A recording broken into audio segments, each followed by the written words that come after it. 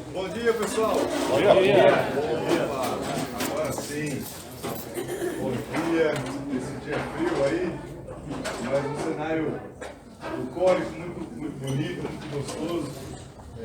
Quero agradecer a presença de todos vocês aqui na Fazenda Capuava.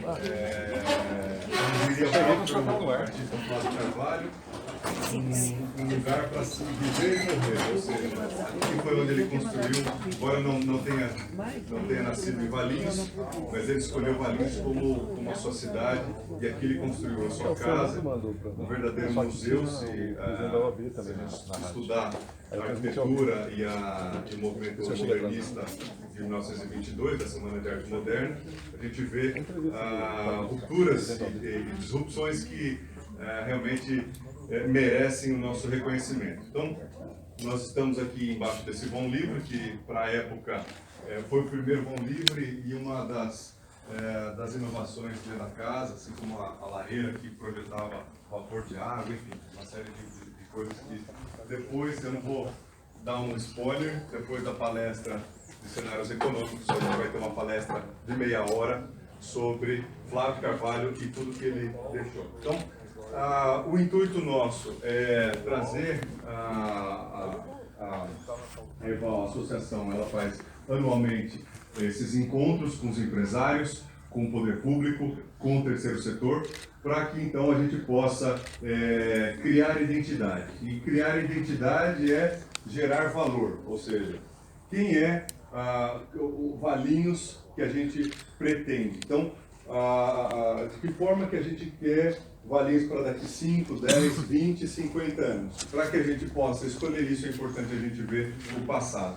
E nós estamos aqui exatamente para isso, para entender um pouco mais sobre a nossa identidade.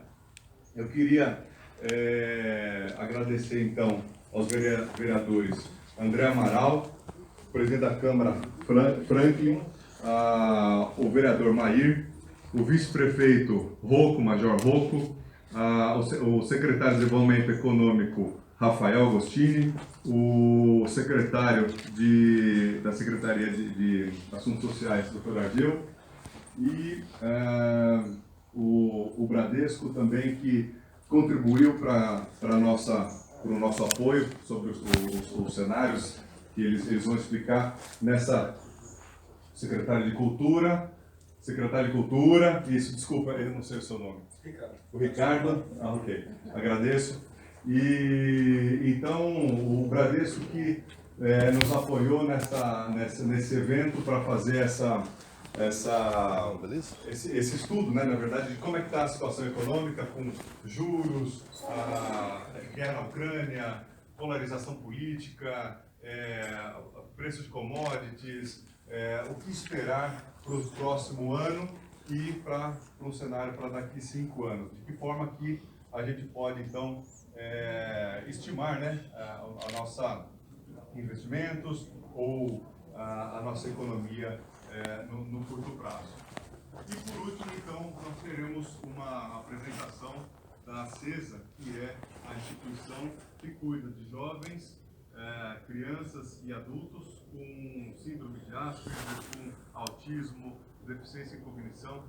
E o nosso sonho seria que, uma vez a casa que já foi tombada pelo Bonifácio, ela possa ser restaurada. Então, inclusive, eu queria dizer que conseguimos abrir uma porta para o IPAN, que é um Instituto de Patrimônio Histórico Nacional, e então, escrevendo um projeto, a gente consegue trazer recursos para o restauro dessa casa e, a partir daí, servir como uma fonte geradora de receita para a instituição, para a CESA. Então, é um ciclo que se fecha, a visita a toda a obra de Flávio Carvalho, e com a receita, então, a gente ter a manutenção da instituição da CESA. Então, eu queria chamar aqui o presidente da Câmara, Franklin, vereador Franklin, para fazer suas considerações, e o vice-prefeito Major Rocco também para fazer suas considerações.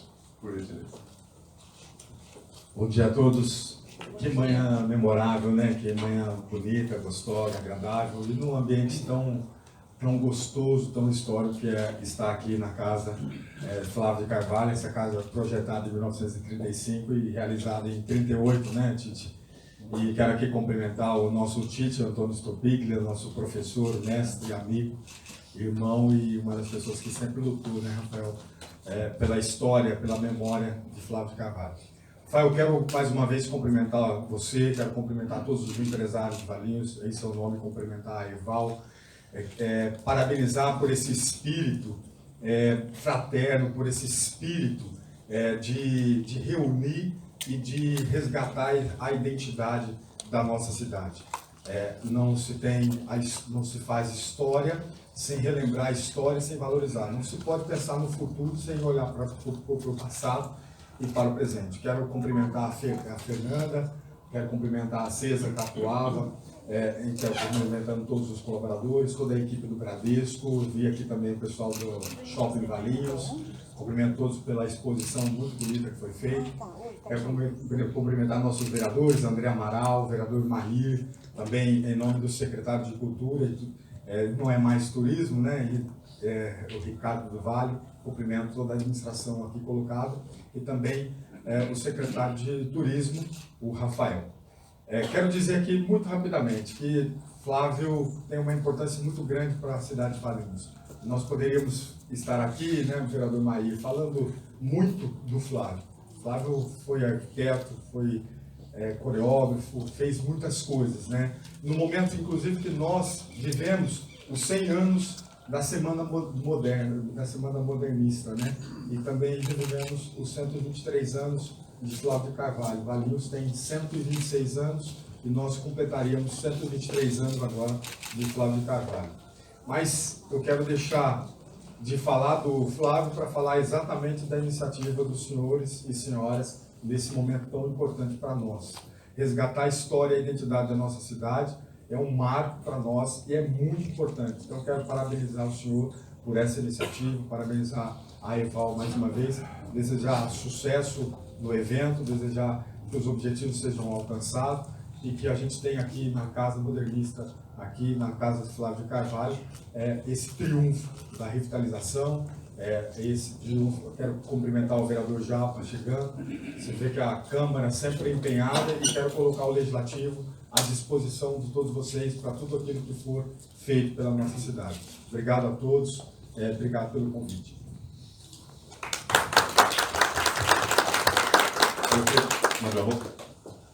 Bom dia a todos. Não vou nominar para não esquecer de ninguém, mas quero agradecer a presença dos vereadores, nossos secretários, as pessoas que representam aqui a Eval, o nosso shopping, o Banco Bradesco, enfim. O Tite, tive o prazer de conhecê-lo mais proximamente durante a nossa campanha, né? A gente conversou bastante sobre a cidade. E o mestre nos deu uma aula sobre cultura na nossa cidade. Muito obrigado pela sua presença, muito importante. Agradecer, Rafael, pelo convite de estar aqui. O nosso querido vereador e presidente da Câmara já falou bastante e falou aquilo que realmente inspira a todos nós, né? Que é o resgate da nossa história, da nossa cultura. Feliz por Flávio de Carvalho ter escolhido Valinhos para fazer esse projeto maravilhoso e, por que não, né, projetar a nossa cidade até mundialmente, né, pelo seu trabalho, pela sua irreverência, né, pela sua visão de futuro, né, como visionário. Então eu sou muito feliz por ter Flávio de Carvalho ter escolhido nossa cidade. Sou vizinho aqui, moro aqui próximo, né, então é muito importante.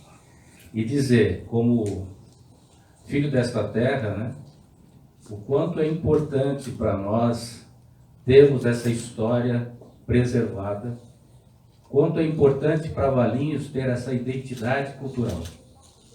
Então, muito obrigado a todos vocês que, de uma maneira ou de outra, se movimentam, pensam e agem em prol da nossa cultura, da nossa história e do desenvolvimento da nossa cidade de Valinhos.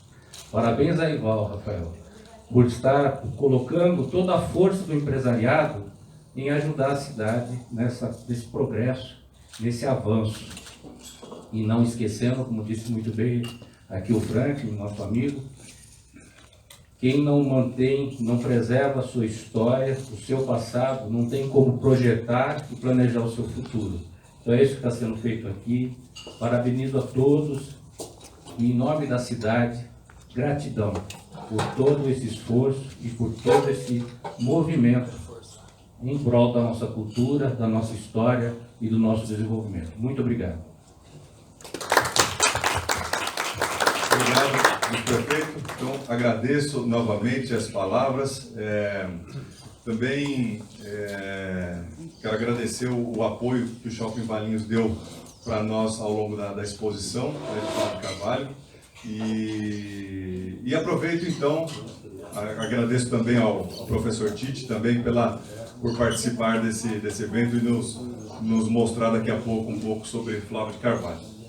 Chamo então o Marco. Marco é Advisor e Head de Investimentos do Bradesco, para dar um cenário para os empresários que, enfim, hoje a Eval conta com 70 empresários nos mais diferentes segmentos da cidade, e a gente promove anualmente esse debate, essa palestra, para que a gente possa então ter uma projeção de cenários futuros, macroeconômicos, e de que forma que a gente consegue vamos dizer assim, se proteger, né, dessa volatilidade no mercado internacional e também do cenário nacional no ano político. Marcos, obrigado.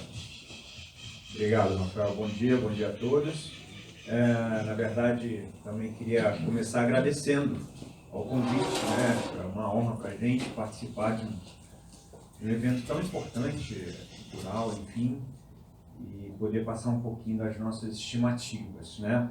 Bom, como ele falou, o Rafael falou, eu sou o Marco, não sou o Carlos, Caxias e tal.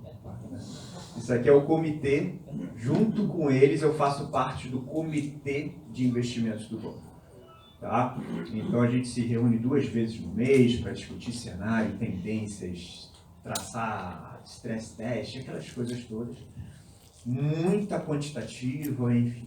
E aí eu vou tentar passar para vocês aqui, então, um pouquinho da nossa visão, o que a gente está esperando e tal, né? E aí podem ficar muito à vontade, né? A gente vai ter um papo, tá? Para a gente ficar um pouco mais dinâmico até.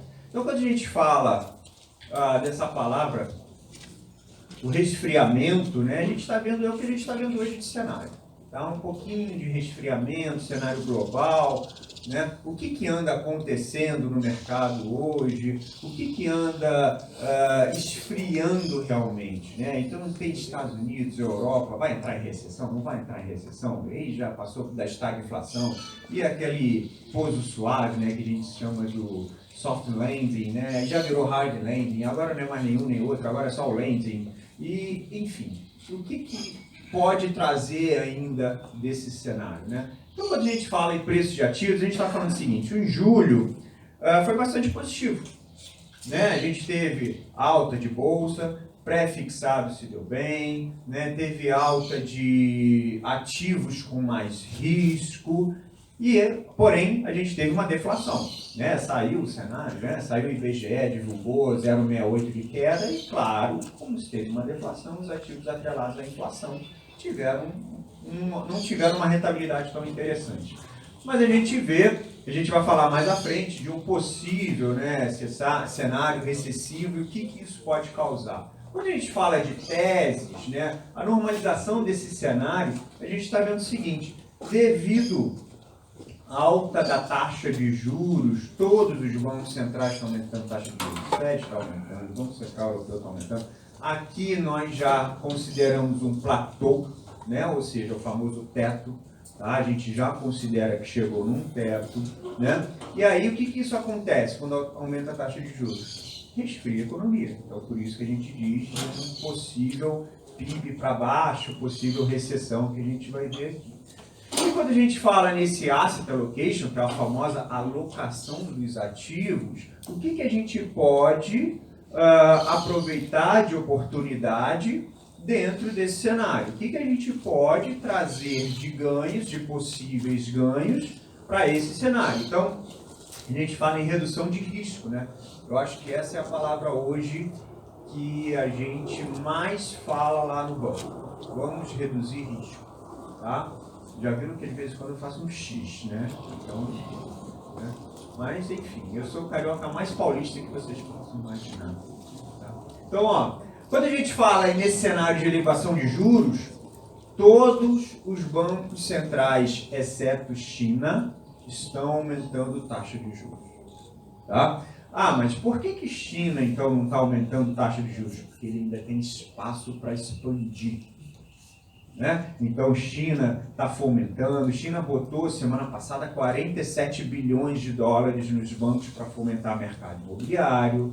Está ajudando as construtoras menores a expandir mercado. Tá? Lógico, um pouco mais de regulamentação, mas está ajudando. Né? Então, a gente está vendo o Banco Central Europeu subindo taxa de juros. A gente está vendo o Fed subir taxa de juros. A gente acha que o Fed vai subir mais uma vez a taxa de juros em setembro. Vamos falar disso ali na frente. Então, existe isso. E, consequentemente, a gente tem uma normalização do ciclo econômico. Por quê? Porque quando você sobe taxa de juros, você vai diminuindo um pouco a inflação. É uma das ferramentas que se existe em política monetária. E também o risco de impacto, né? Ou seja, são essas incertezas que geram, as incertezas que nós temos de como que essa elevação de taxa de juros pode impactar. Tá? Então, quando a gente fala em um balanço de risco mais complexo, desculpa, a gente vai falar isso na frente, como que isso pode impactar macroeconomicamente qualquer região e, claro, mercado de investimentos. Tá? Então, ó, a gente fala de atividade global, né? Quando a gente está falando de PMI da indústria, o que é o PMI? É um índice de compras, né? Purchase Management Index, né? Onde, quando a partir de 50 pontos para cima, a economia está aquecida, de 50 pontos para baixo a economia está desaquecida, ou seja, a possibilidade de contração. E a gente pode comprovar que euro está caindo. Então, por exemplo, PMI da Alemanha, todos eles abaixo de 50 pontos. O que isso significa? Que é muito possível que entre em recessão.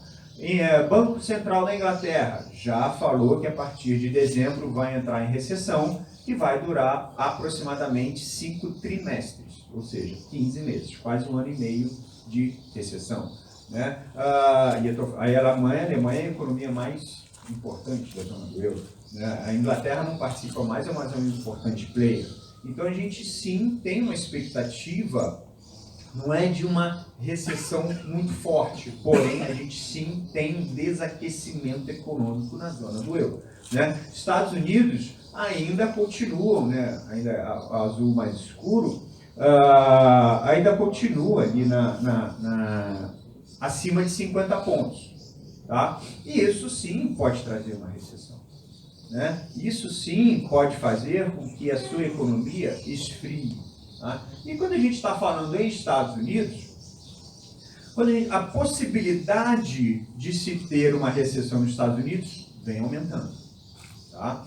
Agora, quando a gente fala de uma recessão sem criação de empregos, é ruim. Porém, uma possibilidade com criação de empregos, isso é um pouco melhor. Por quê? Porque você tem uma expectativa de retomada mais rápida. Né? Semana passada foi divulgada a criação de vagas, esperado 250 mil, foram criadas 528 mil vagas. Isso pressiona a inflação, sim, que consequentemente aumenta a taxa de juros e tal, mas é muito difícil, né? Imagina o Biden ter que ir a público falar, olha, teremos que destruir vagas de emprego para combater a inflação? É difícil, né? Certamente ninguém faria isso. Mas, quando você tem um cenário de alta de taxa de juros, possível recessão, mas muita criação de emprego, isso faz com que a sua recessão seja mais, entre aspas, tranquila. Tá? Para vocês terem uma ideia, se a taxa de desemprego nos Estados Unidos chegar a zero, ainda sobram 6 milhões de vagas de emprego.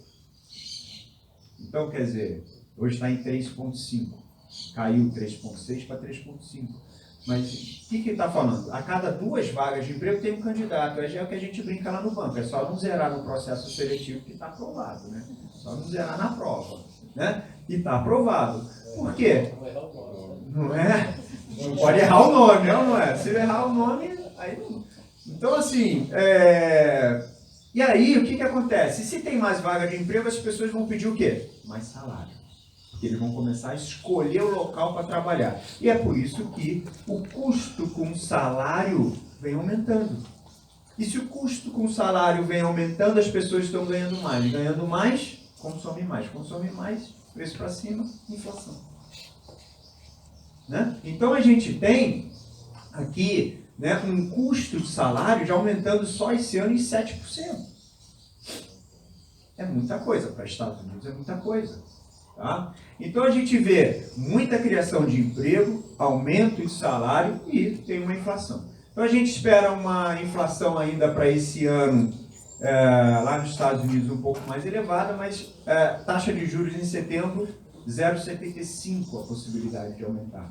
E aí o que acontece? Muito possivelmente, o Powell já falou, Jerome Powell, presidente do Fed, né? Ele já falou que já chegou numa taxa neutra. É aquela famosa ponto de equilíbrio entre crescimento e inflação. Embora muitos não concordem, mas segundo ele sim. E aí o que acontece? Se a taxa neutra já chegou, é muito possível que tenha esse aumento e uma permanência, uma manutenção de taxa de juros. Então não aumente muito. Se não aumentar muito, a recessão não vai ser tão impactante assim. Então, quando você tem um cenário um pouco mais adverso, as empresas do S&P que já divulgaram o resultado, têm divulgado o resultado positivo, porém menos positivo. Tá? Por quê? Porque custos estão maiores. Né? Então, os resultados ainda continuam positivos, acreditamos que os resultados continuem positivos, mas eles não estão tão positivos assim. Tá? E aí, quando a gente mostra o resultado de empresas, a gente pode comprovar aqui em projeção de lucro. Tá? Então, a Europa, Estados Unidos, né? Aqui a partir do início do conflito, né? Então a gente ainda tem uma expectativa boa. Agora, para emerging markets de China, podem ser que as projeções de lucros comecem a cair. Tá?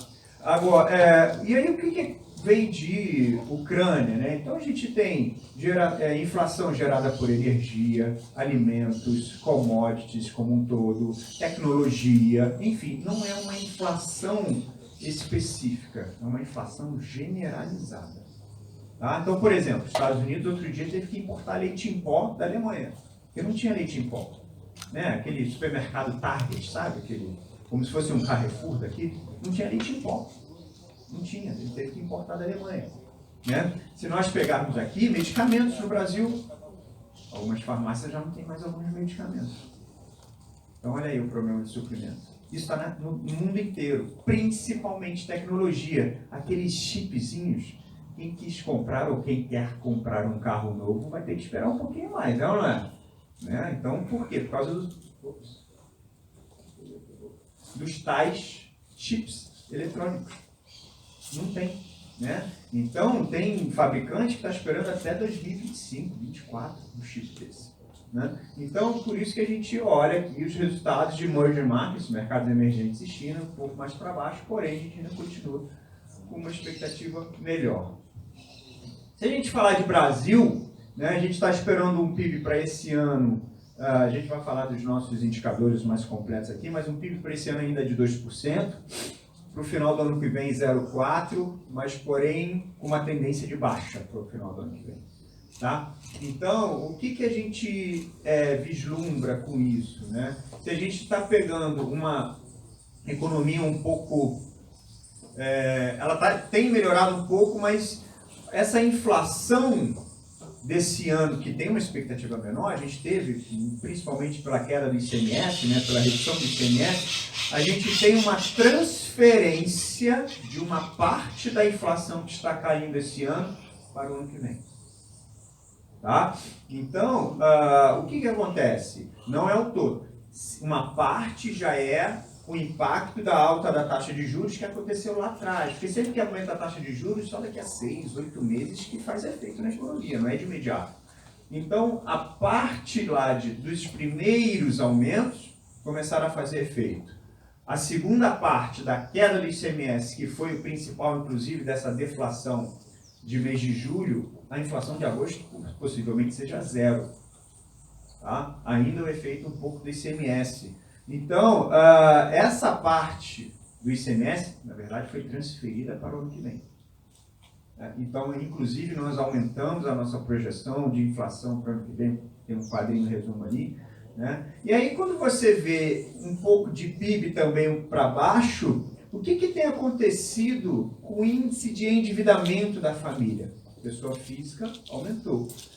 Né? Então, a gente vê uma tendência de alta ali. Né? Então, 78%, e quando a gente fala em inadimplência, não é simplesmente passou a data do vencimento, não pagou, já está inadimplente. Não. Pela lei, né, a partir de 90 dias. Então, o que a gente tem visto ali é que 5% das famílias, quando falam estou inadimplente, que ela tem alguma conta já atrasada há 90 dias e não tem expectativa de melhora. Tá?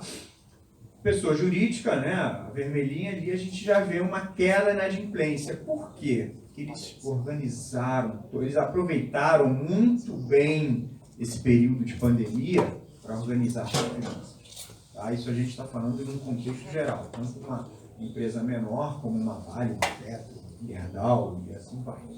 Tá? E quando a gente fala, então, já que o resultado tem caído, né, a inadimplência, perdão, tem caído, o que acontece com o resultado da empresa? Se eles fizeram o dever de casa, melhora. Tá? Então a gente está vendo aqui um índice, né, que a gente tem lucro líquido com receita operacional. Os senhores empresários já sabem o que a gente está falando, né, a famosa dívida. Né? Então a gente está vendo que existe uma melhora, né, nessa relação do lucro líquido com a receita operacional. Tá? Então, a gente tem aqui 10,5%. Vou falar um pouquinho mais à frente de até um cenário mais de bolsa. Então, por que as pessoas falam tanto que a bolsa está barata? Porque esse resultado positivo não está refletido nos preços das ações. Então, isso faz com que a bolsa hoje fique mais barata. Né? Claro, uma visão de longo prazo, enfim. Então, por que nós tiramos Petrobras, Eletrobras e Vale? Porque só essas três já dão mais de 30% do índice. Então, quer dizer, influencia bastante, né?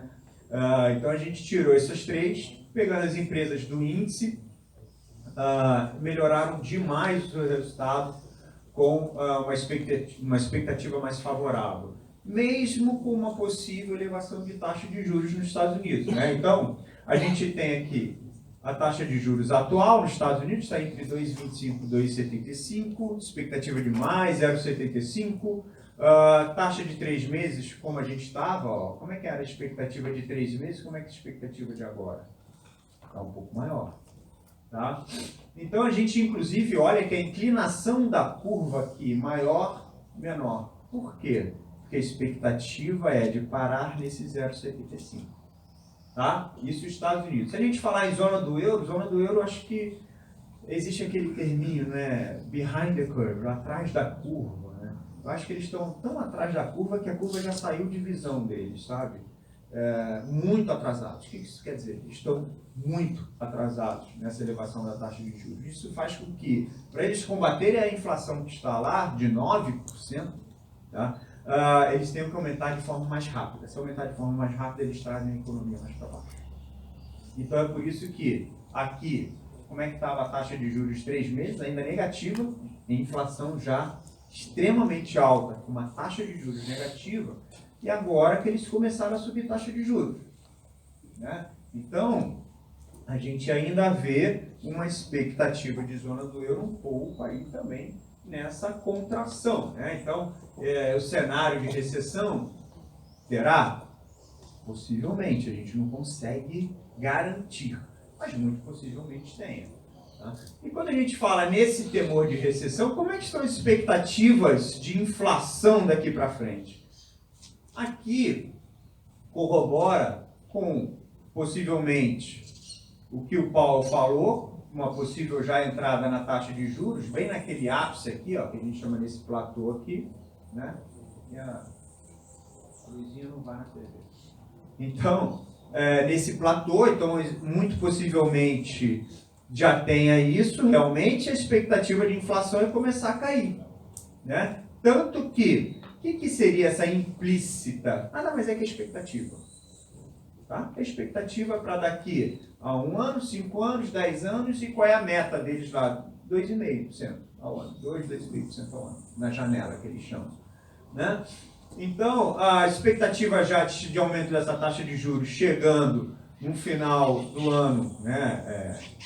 Final, na verdade, aí já para daqui a um ano, aqui a 1 ano, não final desse ano, 3,6, para final de 5 anos, 2,6, 2,4. Então, ou seja, isso corrobora que as medidas que estão sendo tomadas em uma possível alta da taxa de juros, já em setembro, sim, faça com que a inflação nos Estados Unidos já volte para a meta, tá? Nesses períodos, né? Falando de taxa de juros, então aqui a gente tem o nosso Brasil, né? Então, como a gente falou, já acreditamos que chegamos num platô, num teto de taxa de juros. Aumento para 14% só se realmente viessem alguns dados de inflação muito ruins, tá? Expectativa de taxa de juros para o ano que vem a gente também aumentou, para 2024 também. E aí quando a gente fala de Selic com inflação, né? Então a gente tem aqui, ó, a Selic, né, chegando a 3,75 e uma inflação também chegando a próxima a isso. Agora, a inflação já vem caindo, expectativa de inflação para o ano que vem aumentou um pouquinho. Só que o que o Campos Neto mencionou? Se o cenário econômico mantiver do jeito que está, já essa taxa de juros de 13,75 já é o suficiente para começar uma redução consistente de inflação, para que ano que vem chegue a 11% taxa de juros, em 2024 8%, fazendo com que em 2024 a inflação chegue a 2,5%. Se mantiver do jeito que está. Tá? Agora, como será para o ano que vem? Essa é uma outra grande pergunta. Né? A gente, independente de quem entrar no governo, enfim, ou como é que oh meu Deus, tem a primeira via, segunda via, terceira via, quarta via, independente de quem entrar, ele vai pegar uma economia mais fragilizada. Tá? Independente de quem entrar. E o que tem que ser feito independente de quem entrar? Cortar gasto. Se não cortar gasto, lamento. Vai ser sempre aquela roda que aumenta tributo, e aí tributo paga mais imposto, a classe mais baixa da pirâmide vai sofrer mais. Não adianta. É sempre assim. Tá? Então, o que a gente tem que ver? Que, se possível, né, vai aumentando essa taxa de juros, sim, já em meados de 2024, essa inflação já volte aqui para 4%, alguma coisa em torno disso. E a inflação começa a arrefecer, que a gente tem visto, né? E aí começa a acalmar. Mas o que a gente tem visto também? Acabou de sair dado de serviço de IBGE, veio melhor que esperado. E serviços é 70% do PIB. Então, quer dizer, pode ser que, de acordo com alguns outros preços caindo, compensem essa alta de serviços. Então, por isso que a gente vê ali a inflação de serviços subindo, né? Restaurantes, bares, salões, enfim, tudo que está fechado, está abrindo e contratando. Isso aí no Brasil inteiro. Tá? Então, preços administrados de energia, que a gente já está vendo alguma queda, indústria, né? Alimentação. Então, tem algumas coisas que estão compensando essa essa alta no preço de serviços. Tá? Agora, existe sim uma expectativa de uma inflação mais controlada, uma inflação mais dentro dos limites. A taxa neutra aqui no Brasil, a gente crê que é mais ou menos ali em torno de 5,5%. Tá? Então, 5,5% é aquela, como eu falei, taxa neutra é equilíbrio entre inflação e crescimento. Então, a gente já acredita que, chegando em 5%, a gente já tem essa taxa neutra. E quando a gente olha nessas taxas, o que a gente vê hoje dentro de um mercado? Né? A gente olha que a taxa pré-fixada de investimentos para 10 anos continua ainda 12%, nível de 12%, e inflação para 6%. Isso aqui é expectativa, né? É o que o mercado fala para a gente. Tá? Então, o que a gente quer falar? Que sem ainda, dentro desse cenário, hoje ainda é uma maravilha pensar em algo mais renda fixa. Claro, vou mostrar aqui, provar o porquê da diversificação é correta. Mas isso aqui é o que a gente tem hoje para daqui a 10 anos. Né? Ou seja, taxas mais elevadas, não que a taxa continue falando que se eu comprar hoje, eu encontro sim títulos mais longos com taxas melhores. Né? Com uma inflação talvez de 6. Então eu estou aqui 12 menos 6, então eu estou falando de um juro real de 6, que é a meta. Então a gente já está uma média, perdão. Então a gente já está convergindo para uma média.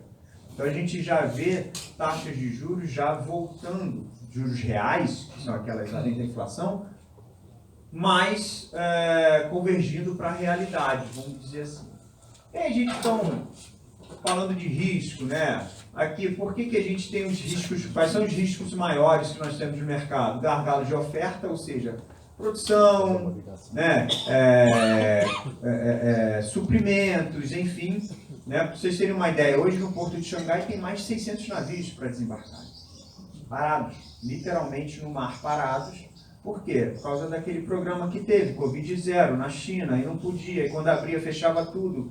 Até esses 600 navios desembarcarem já leva um tempo. E esses produtos desembarcarem e chegarem aos seus pontos finais, vai levar mais tempo. Então, quer dizer, ainda tem um probleminha de gargalo. Reabertura da economia chinesa. Então, esse é outro ponto, né? Teve só um exemplo, assim, teve gente na China que estava até mês passado, desde março, morando dentro do banco. Não podia sair do banco. Esse programa Covid-0 deles impedia das pessoas voltarem para casa. As pessoas estavam morando no banco. Então, olha como é que era a rigidez, tá? Preços ativos mais atrativos, né? Então, a gente tem aqui Brasil, lá fora, a renda fixa, alguns preços estão bem mais atrativos, tá? Economias ainda em crescimento, então a gente vê algumas economias, por exemplo, China, ainda tem espaço para expandir, preço de commodities que vai impactar a PIB, então a gente tem algum minério, às vezes tem um pouco mais, né? A gente vê energia, né? Se a gente vê aumento de preço de energia na Europa, que vai impactar bastante, né? Consequentemente, uma pressão inflacionária. Tá? Então a gente tem a inflação ainda de Europa ainda é um tanto considerável. Tá? Crise geopolítica, né? A gente tem lá o conflito, guerra Rússia e Ucrânia. A gente tem agora, também não se sabe se realmente China vai invadir Taiwan, às vezes quer, às vezes não quer, mas está fazendo exercício militar na região. Enfim, então, será que vai, não vai? Como é que vai ser isso? Isso gera sempre um desconforto. Probabilidade de recessão, a gente viu, né? O aumento nessa probabilidade de recessão nos Estados Unidos. Tá? Embora tenha uma probabilidade de recessão maior, o PIB dos Estados Unidos ainda para final desse ano é positivo. Tá? Tanto Europa quanto Estados Unidos. Eleições, né? A gente tem aí período eleitoral, a gente sempre é um período de incerteza, né? Isso gera, normal, não é só no Brasil, é qualquer lugar do mundo. Tá? E preços de commodities que podem vir gerar mais inflação. Do mesmo jeito que gera mais PIB, por exemplo, Vale. Né? A China com esse incentivo, vai consumir mais minério. Ótimo, a gente vai vender mais e a gente está vendendo mais. Mas, consequentemente, se vende mais, aumenta a inflação. Tá? Aqui a gente fala do CDS, né, que é um segurinho. Aqui a gente fala muito de risco país. Tá? É um seguro que tem os investidores estrangeiros, eles compram para uma proteção de um default, né? Ou seja, uma proteção de uma inadimplência. E observe que a gente está em alta, tá? Está numa tendência altista. Por quê? Risco fiscal. Tá? O maior problema hoje se chama risco fiscal. A gente tem cerca de 80% de dívida PIB. Se aumentar, é o que a gente chama de abrir a torneira para mais gasto público, vai aumentar essa relação dívida PIB. Isso aí é fato. Agora, vai ter uma compensação? Qual compensação seria? Corte de gasto? Aumento da carga tributária? Não sei. Como é que vai ser? Tá? Então, se tem uma expectativa de aumento de dívida PIB maior, sim. Tanto que, observem, como que estão os ratings, né, que é o risco de crédito, aquele famoso selo de credibilidade, vamos dizer assim, né? Então, dos países mais desenvolvidos aqui embaixo e do Brasil aqui, ó, no meio termo, né? Se a gente falar ali de Nigéria e Turquia, já estão no day de default, tá? Então, o que é isso? Isso reflete, esses swaps aqui, isso reflete no rating Brasil. Isso reflete na credibilidade de pagamento que o Brasil tem lá fora, tá? A credibilidade que a gente tem lá fora, tá? E aqui mostra muito a expectativa dessa recessão. Em dezembro de 2021, 31% se falava já em recessão em 2023. Agora, 71% nos Estados Unidos. Tá? 71%. Por quê? Porque a gente vê empresas com menores resultados, enfim, e aí a gente olha assim a curva de juros, consequentemente a inflação. Né? A curva de juros lá a menor prazo está dando mais rentabilidade que o maior prazo. Isso é a prova de que pode-se gerar uma recessão. Tá? E com isso, o que a gente está tentando aqui mostrar? Isso aqui é como que a gente está indicando a nossa alocação de ativo, né? Então a gente não está indicando muito agora, que a gente chama de under pré-fixado em bolsa, por quê? Porque a gente não sabe o que vai ser daqui a 2 meses. Temos uma eleição. A gente não sabe o que vai ser. Então eu não posso fixar algo. Tem que seguir com a onda. Tá? Ou seja, diminuir risco. Neutro seria o pós-fixado, que é isso. E ativos internacionais, é muito importante ter ativos internacionais em qualquer carteira de investimento. Inclusive, os ativos internacionais diminuem o risco por causa do descorrelacionamento. Correlação negativa. Então, ele diminui o risco. Acaba, no final das contas, diminuindo o risco. E o que a gente está indicando um pouco mais? Juro real, que é aquele IPCA mais alguma coisa, e multimercado, né? Como é que a gente está vendo isso agora? Ó, aqui os indicadores, então, para finalizar essa parte macro aqui rápida, PIB Brasil 2022, 2023, tá? Entre 2,3 e 0, taxa Selic, inflação, a taxa Selic 13,75 esse ano, 11,75, inflação, tá? A gente aumentou aqui para 5,5, inclusive, ontem, a gente aumentou ontem, no final do dia, IGPM, dólar, enfim. Tá? Aqui mais Brasil e aqui mais mundo. Tá? Então a gente vê sim uma expectativa para o ano que vem também muito cautelosa. Tem que ter uma cautela dentro das suas alocações, tá? De um cenário também um tanto cauteloso. E aí, o que a gente tem de oportunidade? Parece que a gente só falou de problema, né? Mas o que a gente tem de oportunidade disso? Já que isso é o que é um gráfico, uma tabela famosa que a gente chama de tabela periódica do mercado financeiro, onde a gente mostra a importância dessa diversificação. Ah, um pouco a inflação deu mais, num ano o dólar deu mais, num ano a bolsa deu mais, no outro ano o dólar de novo, no outro ano... Tá? E no contexto geral, você olha que sempre uma carteira mais ou menos moderada fica ali no meio, né? Então aqui mostra essa importância da diversificação. Tá? Então a gente vai tentando equilibrar isso, claro, dentro de cada perfil. Tá? Então falando aqui, será que quem investiu 100% CDI lá, comprou aquele CDB 100% CDI o tempo todo, foi a melhor coisa? Não, porque olha aqui, ó, o juro real negativo aqui. Ó. Ou seja, está perdendo dinheiro. Né? Com a inflação lá em cima, a gente tinha uma inflação lá em cima com taxa de juros a 2, perdeu dinheiro. Não deixou de ganhar, não, perdeu mesmo. Tá? Da inflação.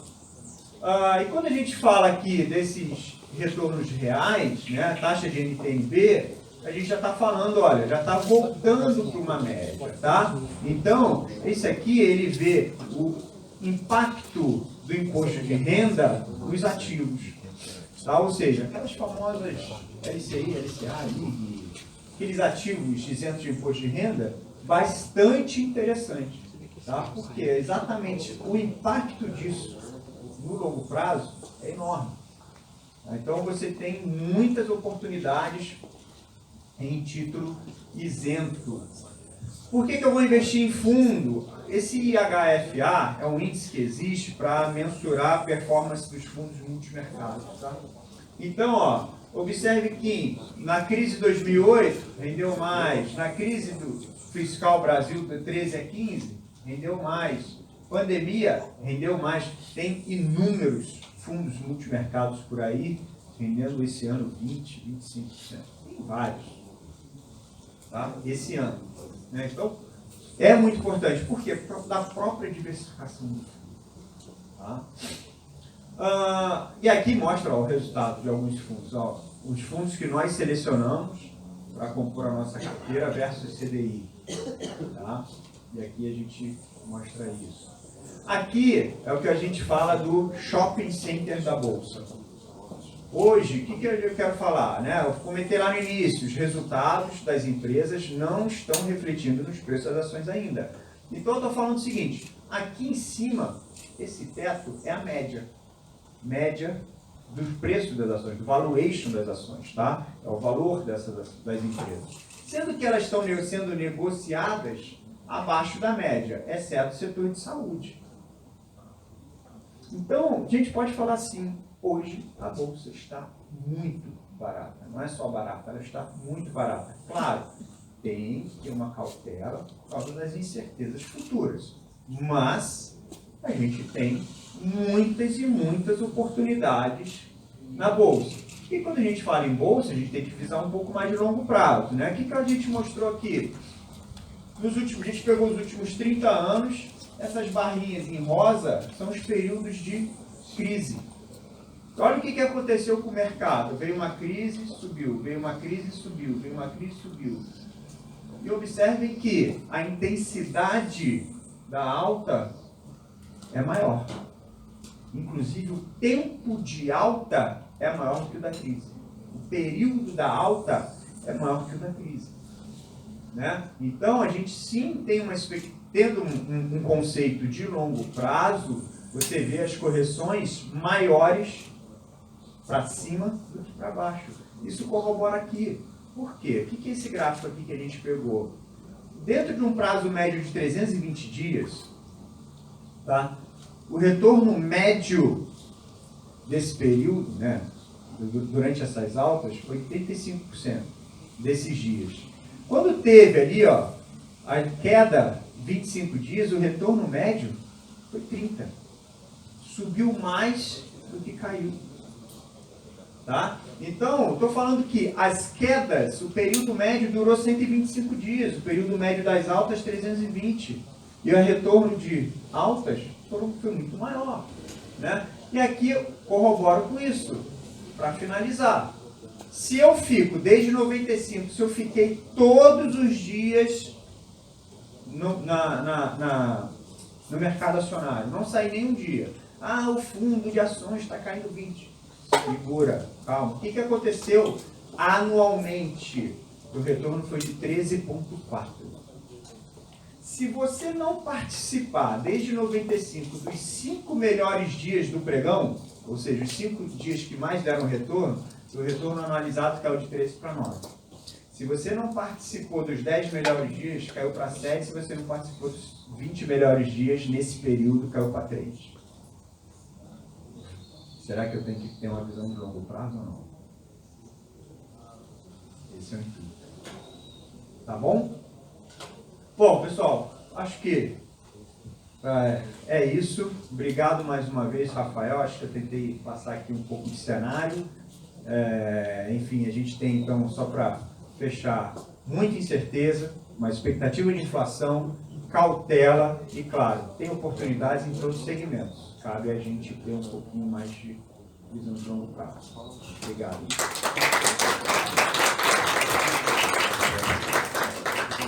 Obrigado, Marco, pela excelente apresentação. Isso nos dá uma visão, né, do que esperar e, enfim, não só para os investimentos, para a bolsa, mas também para aquele, de repente, quebrou o telefone e precisa comprar um outro telefone, uma guerra, eventualmente, entre China e Taiwan, como é que fica o celeiro de produção de semicondutores no mundo. Então, com 80% de produção em Taiwan, certamente vai ser impactado. Então, esses cenários é de extrema valia para todos nós. Então, aqueles que quiserem bater um papo com o Marco, com a Giovana, com a Samela, com o Alexandre também, do Bradesco, eles estão aqui disponíveis e aí podem conversar com ele. Bom, eu queria chamar o professor Antônio Titi Stopiglia. É um prazer, professor, tê-lo aqui com a gente. Obrigado pela participação. E ele vai falar um pouquinho, um profundo conhecedor sobre Flávio de Carvalho, e vai falar um pouquinho para nós de por que Flávio de Carvalho escolheu, né, Valinhos, abre aspas, como a cidade para se viver e se morrer. E o que significou a experiência número 2, quando ele sai no meio da procissão com a saia, indo contra uma a procissão católica numa cidade extremamente conservadora, enfim, e até mesmo o retrato.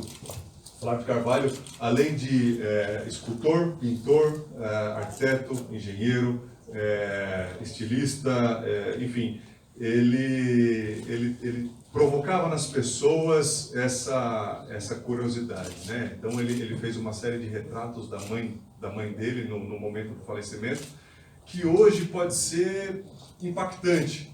Como uma pessoa desenha a morte da mãe em várias cenas? Talvez ele quisesse entender o que é a morte e ter um conhecimento em cima disso. Então,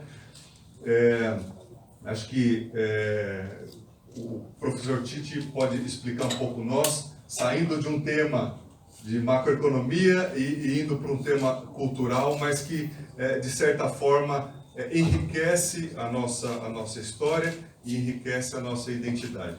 Professor. Muito bem.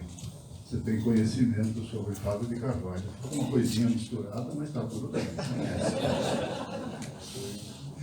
Bom, pessoal, bom dia. Muito prazer em vê-los, né, reunidos aqui nessa casa histórica. Muito obrigado pelo convite. Raramente a gente tem a oportunidade de falar sobre Flávio de Carvalho.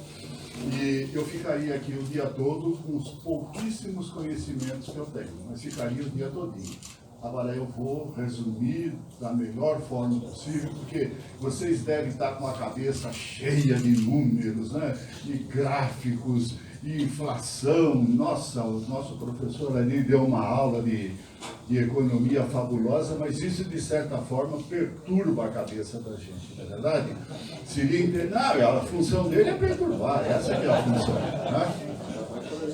Seria interessante que cada um de nós tivéssemos uma moeda na mão, que a gente pudesse com essa moeda comprar tudo o que a gente precisa e quando ela acabasse tivesse a oportunidade de ganhar uma outra igual e dar continuidade na vida que segue. Esse é que seria o ideal. Mas nós vivemos num mundo muito, muito complicado, conforme ele mostrou aqui. Difícil até de existir, não é verdade? Se alguém disser que não é, mentira. Bom, vamos lá. Eu vou centrar rapidamente a minha palavra em duas questões. A primeira é a seguinte: de quem é a culpa? A outra é a seguinte: quem foi Flávio de Carvalho? Quando você olha para essa obra, quando você olha para esse monumento, a primeira coisa que você pergunta: caramba, o que aconteceu? Né? De quem é a culpa? Seguinte, o Flávio faleceu em 1973 de um aneurisma invasivo aí nessa sala. Foi aí que ele teve um aneurisma e depois foi hospitalizado e morreu aqui no Hospital de Valinhos. 1973. Esta casa foi tombada em maio de 1982, 9 anos depois. Nesse período, muita coisa aconteceu. Muitas pessoas passaram por aqui. A família tomou posse, eu não sei em que data que a família tomou posse. Era uma família distante. Dona Lúcia de Carvalho era uma prima, segunda prima de Flávio de Carvalho, segundo me consta.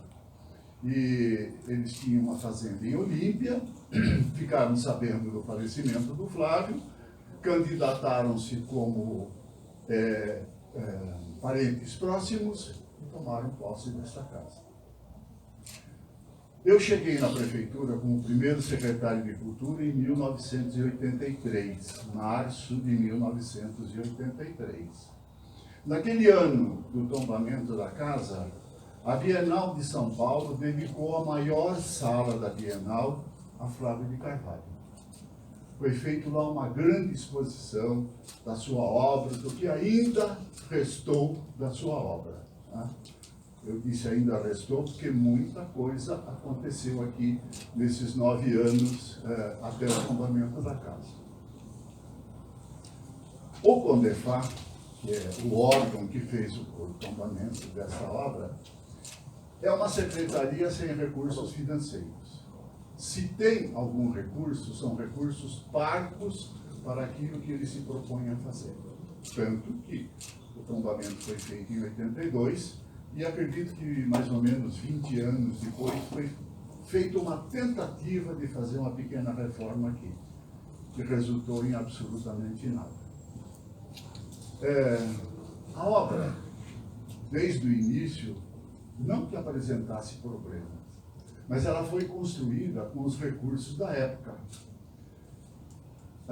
Graças ao grande conhecimento do Flávio, graças à sua grande experiência, a estrutura ainda está aqui. Essa estrutura poderia até ter ruído, não fosse aquela grande experiência que ele tinha para cálculos de grande estrutura. Os recursos da época, eu disse, né? Você imagina, este alpendre tem 22 metros de comprimento por 11 metros de largura. Essa estrutura toda é sustentada por 2 pilares. E aqui tem engenheiros que sabem que ela só se sustenta graças ao cálculo exato daquele balanceio. É aquela parte balanceada que sustenta isso tudo. Se aquela parte cair, cai o resto. O Flávio era engenheiro civil e arquiteto. E a especialidade dele era cálculos de estrutura. Ele trabalhou na empresa Ramos de Azevedo, em São Paulo, que era, na época, um dos grandes construtores. Construtor do Teatro Municipal, do Mercado Municipal, enfim. Então, graças a esse conhecimento, a estrutura está aqui. Aí, a casa tombada, a família deveria ter recursos para restaurar essa casa se tivesse, por exemplo, vendido toda a propriedade e investido dinheiro aqui. Mas será que eles queriam isso? A sociedade queria. Os intelectuais queriam. A imprensa queria. A imprensa caiu de pau em cima da família. Vocês herdaram 90 hectares de terra. Vendam tudo e recuperem a casa. Isso era uma decisão deles. Decidiam da forma que achassem interessante. Muito bem, isso não foi feito. A família optou por reformar aquela casa que fica lá no fundo, que era do caseiro, que era muito mais fácil de ser recuperada do que essa, porque essa já não oferecia condições para morar. Algumas coisas, como eu disse, de estrutura, foram muito bem feitas, mas outras nem tanto. Talvez por causa da disponibilidade de material da época. Por exemplo, esse grande salão, ele não foi lajotado. O forro foi feito com um entabicado de madeira, né? Uma colocação de tela de arame e reboco batido. Isso se chamava estuque. Um revestimento extremamente sensível. Bastou vazar água de uma caixa de 5.000 litros que tem aqui do lado esquerdo do salão para que o telhado viesse abaixo. Isso veio abaixo rapidamente. Logo depois do tombamento aconteceu esse problema.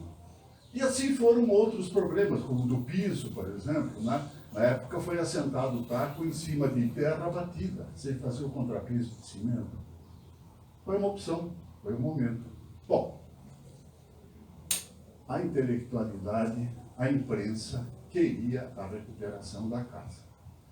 E a primeira entidade acusada foi a prefeitura. Ué, por que a prefeitura não faz a recuperação da casa? Imagina quanto custa isso. Os senhores vão experimentar, fazer um projeto, tem que fazer um projeto muito bem feito, porque senão o Condefar não aprova, né? As fechaduras que foram colocadas nas portas, os puxadores, foram feitas pelo próprio Flávio.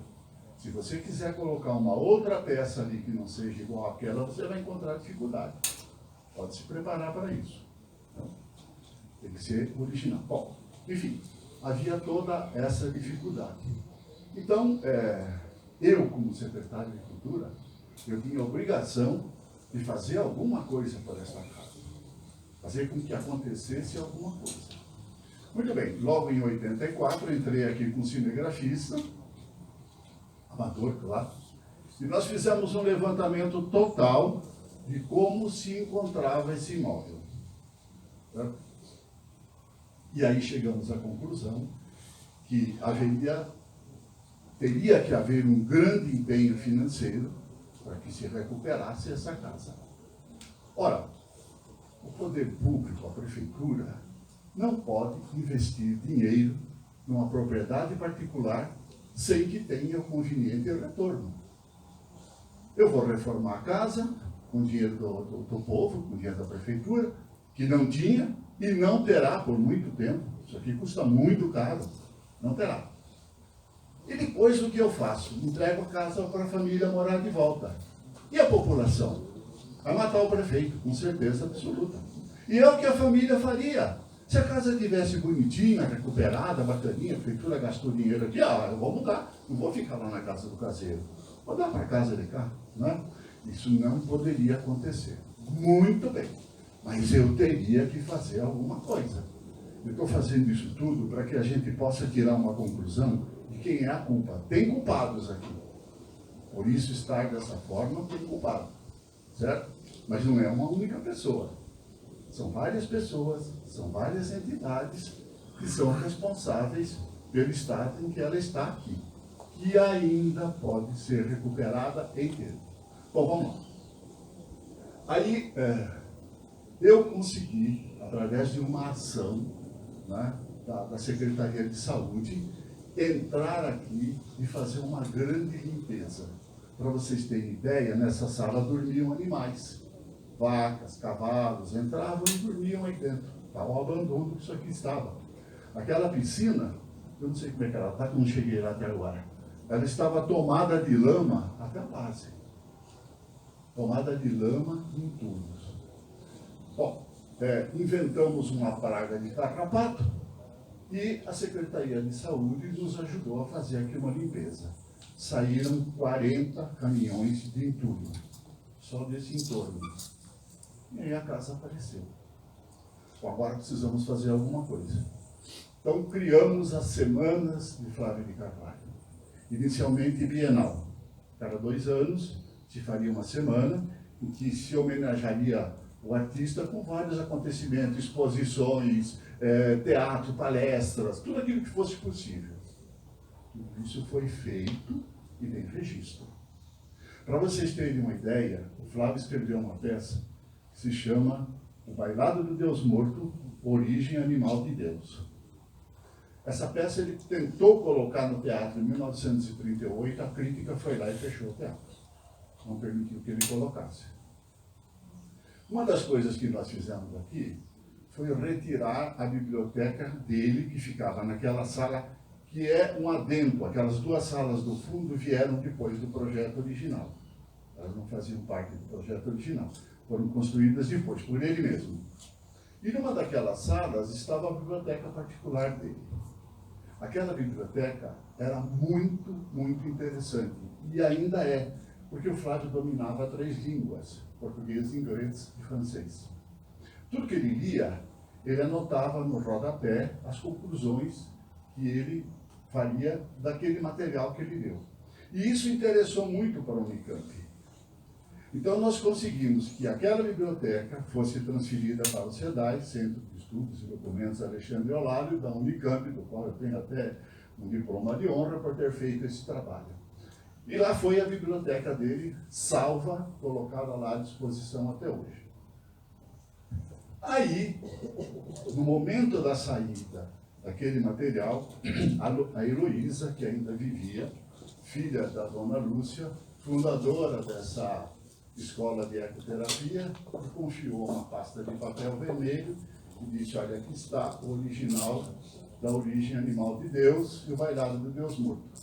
Vou confiar para você, mas gostaria que você colocasse isso no palco um dia qualquer. E nós fizemos.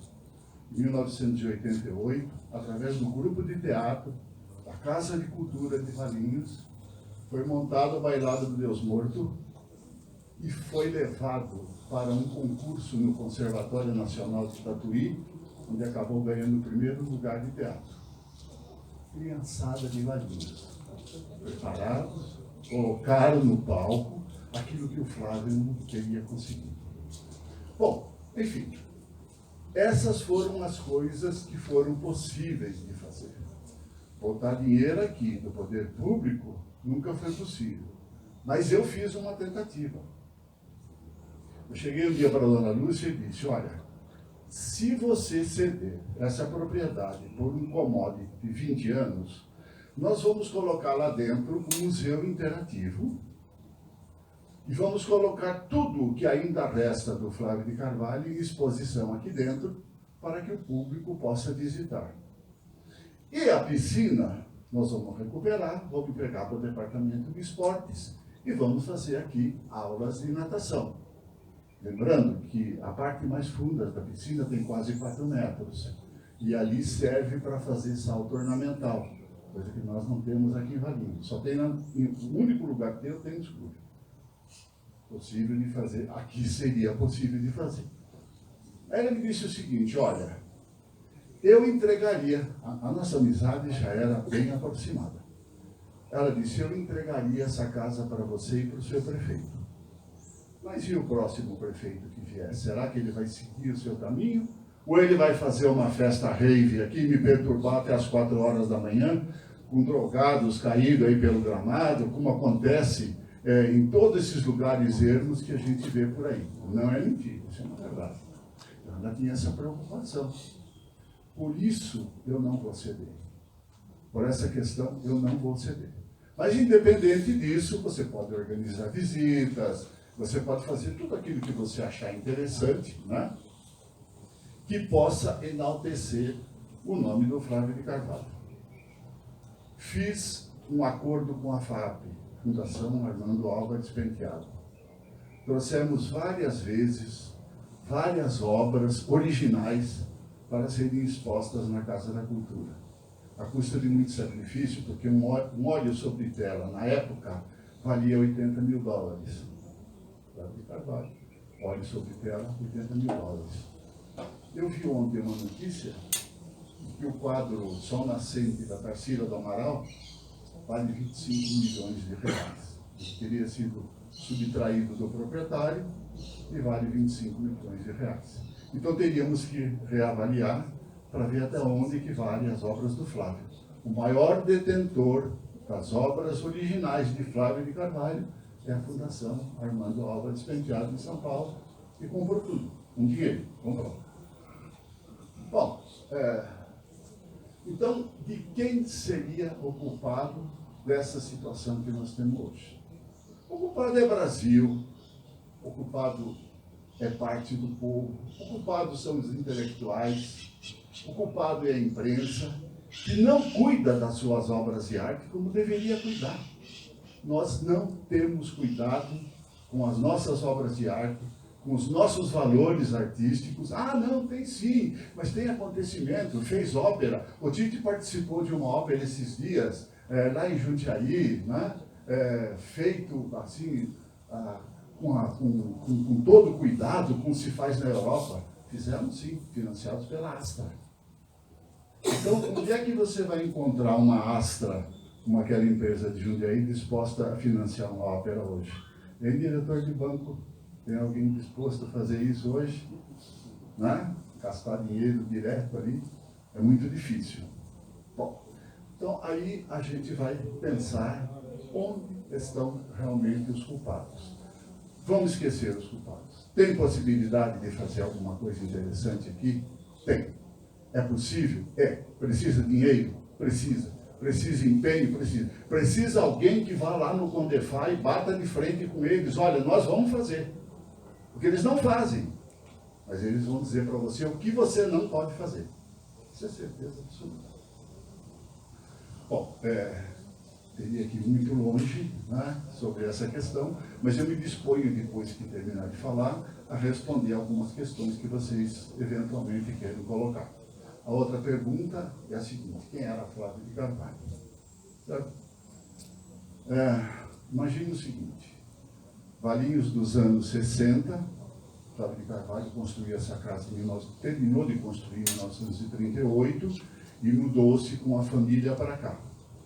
Passou a morar parte da sua vida aqui em Valinhos, porque ele tinha um apartamento e ele tinha um escritório em São Paulo, então ele convivia com São Paulo e Valinhos.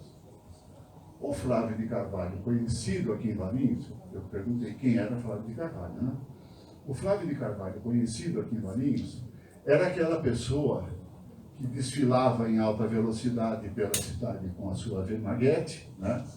O carro dele era uma Vermaguete e ele desfilava pela cidade, chupando na sua cabeça, deve ter lembrado, né? Eu tive uma. Olha lá. Aquela que abria a porta para frente e a mulher não podia dirigir, né? Senão ao sair do carro mostrava tudo. Mas era isso. O Flávio era conhecido como dandy, sempre rodeado de mulheres bonitas, sempre cercado de mulheres bonitas, né? E com algumas atividades extravagantes, bem próprias para a época, para uma cidade de 30 mil habitantes, de pequenos agricultores e operários. Imagina o que é que essa pessoa iria pensar de um homem que cada dia ia ao cinema às quartas-feiras com uma mulher diferente, bonita, elegante, né? E no verão pegava a tesoura, cortava as pernas das calças, ia com a calça de perna cortada para a cidade com os pelos das pernas aparecendo. Ele foi convidado a sair de um cartório da cidade por estar inconvenientemente vestido, com aquela perna cortada e os pelos da perna aparecendo. Então, para Valinhos, esse era o Flávio de Carvalho.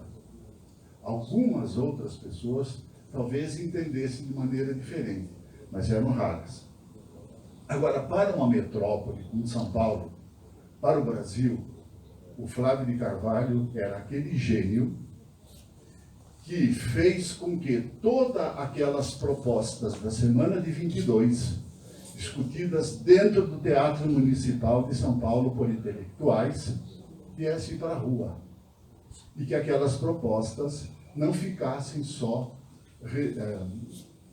restringidas ao nível da intelectualidade. É ele que coloca, de certa forma, né, só ele, alguns outros também colaboraram, mas ele é o principal elemento que coloca nas ruas aqueles acontecimentos que a reforma cultural que se propunha no Brasil em 1922 viesse à tona. Então, em novembro de 1956, ele veste uma saia plissada de algodão branca, um blusão de plástico forrado de tecido, com aberturas debaixo do braço, superpostas à saia, com meia arrastão e sandálias tipo percatas, né? Aquela sandália nordestina. E desce a rua Piratininga, cercado de curiosos, exibindo aquele traje. E as pessoas menos informadas gritavam, peru, peru! Esse peru era o termo pejorativo para aquele comportamento extraordinário. Seria mesmo um louco? Um dandy? Um doido? Absolutamente não. O traje de verão era uma experiência para mostrar como inconveniente é isto aqui, ó. Paletó, gravata apertada, colarinho encebado, vivendo num clima tropical, como o do nosso Brasil, de 35 graus no verão, convivendo com a poluição de São Paulo. O que ele propunha era um traje moderno. Os ingleses não foram para a Índia e para a África com os slack, né? Então, para a intelectualidade, o Flávio aparece como um gênio, que era realmente um gênio. Então, essa história andou de saia, não é isso? Ele fez uma experiência com traje inusitado, que provavelmente seria muito interessante para um país tropical como o nosso. A outra citada aqui, a experiência número 2, né? A experiência número 1 não se sabe, ele deixou como incógnita para que cada um imagine. Uma delas seria que ele teria, ao chegar da Inglaterra, o Flávio era formado pela Universidade de Newcastle, na Inglaterra, em engenharia e arquitetura, que se fazia ao mesmo tempo. Dizem que ele terminou a viagem a nado, né? O navio atracou no largo e antes de chegar para o pier, ele resolveu terminar a viagem a nado, porque ele era um grande nadador, né? Saltou, essa teria sido a experiência número 1, mas não é. Não existe nenhuma comprovação disso. A experiência número 2 parecia um ato de afronta para a sociedade, né? Ele coloca um casaco preto, uma peça como essa enrolada no pescoço e um boné, e entra no sentido contrário de uma procissão de Corpus Christi no mês de julho, em São Paulo. E vai flertando com as filhas de Maria. Andando no sentido contrário, ele vai flertando com as filhas de Maria, um homem de 1,92 m de altura. Nessa idade elegante, em 1932, ele era muito 38, ele era muito jovem ainda, né? Um homem elegante daquele, flertando com as filhas de Maria e com outras pessoas com quem ele foi encontrando, acabou provocando uma revolta. Ele, premeditadamente, deixou um amigo que era dono de uma leiteria, prevenido, olha, eu vou chegar aqui às pressas, e quando eu entrar aqui, você desce a porta, por favor. Não titubeia. Tudo planejado. O que aconteceu? Em pouco tempo alguém gritou, vai fora, pega, lixa, desgraçado. E aí a revolta foi crescendo, crescendo, crescendo, a ponto dele ter que sair em disparada para realmente não ser linchado. E conforme combinado, ele entrou na leiteria, o cara desceu a porta e ele ficou protegido ali de ser assassinado. O que ele pretendia? Ele escreveu uma obra que se chama Experiência número 2, que eu tenho original, pela família. O que ele pretendia com aquilo? Um estudo de psicologia de massas. Como uma turba passa de uma situação de concentração, de piedade, que era uma procissão, de religiosidade, diante de uma simples provocação, passa para uma atitude de extrema agressividade. Ele escreveu todo um tratado sobre esse acontecimento. E não é isso que acontece exatamente hoje?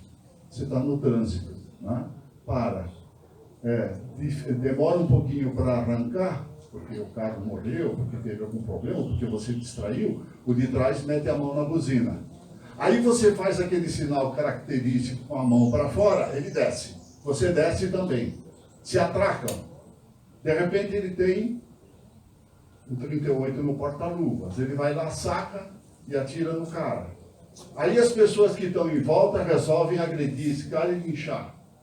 Ou então num campo de futebol, você vai assistir um jogo de futebol bonito, com aquela bandeirola, aquela coisa toda feliz. Seu time perde. Quando você sai, você vai provocar o inimigo que ganhou de você aqui fora. E aí sai uma batalha, né? De cabos de bandeira, de foguetes, a polícia chega e desce o cacete.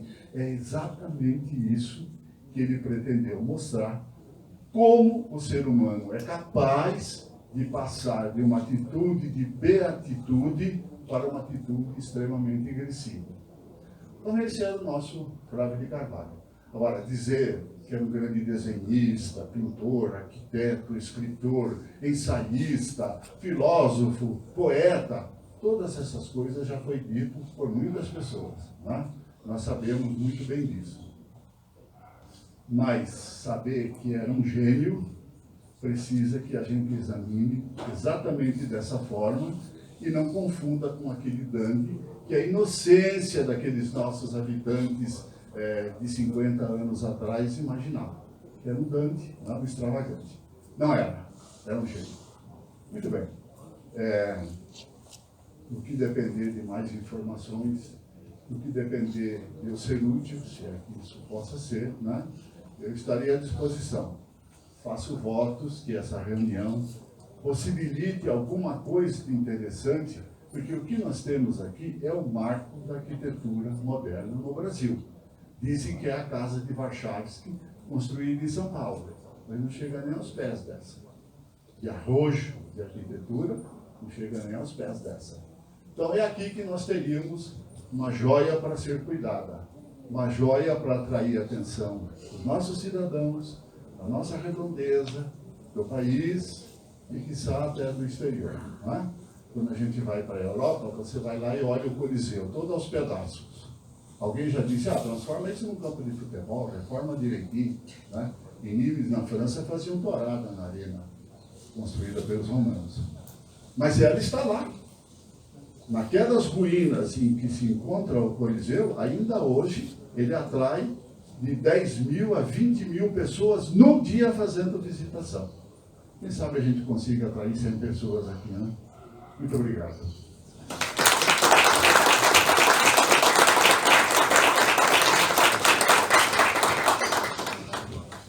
Obrigado, professor. Muito bom explicar um pouco mais da importância da gente resgatar a nossa história, a nossa cultura e realmente valorizar aquilo que nós já temos. Então, a Casa Flávio de Carvalho, num sonho, ela pode ser um museu e esse museu ser revertido nas receitas para tocar a Acesa.